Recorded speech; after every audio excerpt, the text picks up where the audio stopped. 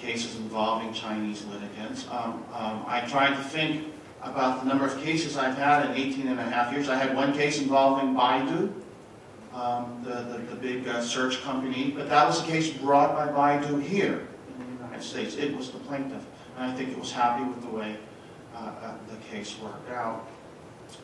Over the years, there are some counterfeiting cases, but those are different kinds of scenarios. There's one thing I think that's important to keep in mind, and that is the modern Chinese legal system is somewhat nascent.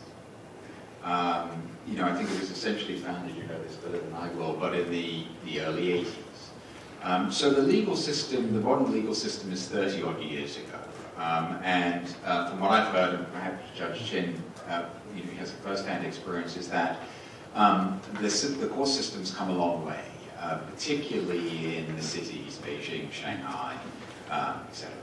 And so I think you're looking at a relatively short period of time for a legal system that's come a long way. So I think even if U.S. courts have not been comfortable honoring a Chinese judgment, I think given the pace of the Chinese legal system and the developments in it, that will happen. Certainly from my perspective, in terms of the Chinese clients that I've worked with, is that they are very sophisticated, and in my experience, they've become much more sophisticated to the U.S.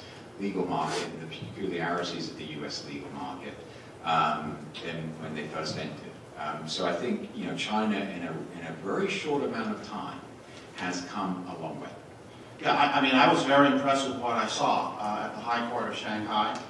The courtrooms were very modern. The equipment was very sophisticated. One of the courtrooms had a smart board that we don't have in the Southern District of New York. I was jealous.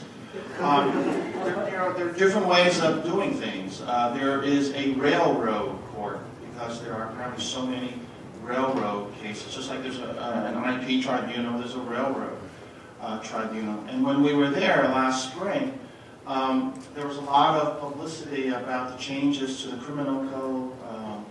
And I think clearly the changes didn't go as far as many would like, but the fact is that some progress was being made, and I think things will happen. Things will change.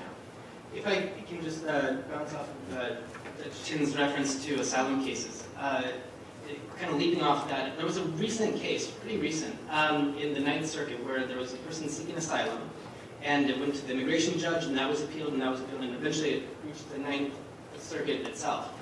And I'm going to tell you what was said, and I think people who know Chinese will know what was wrong in this case. The person claimed that his wife had been forced to have an abortion, and that there was a group of people who came to the house, a group of government officials.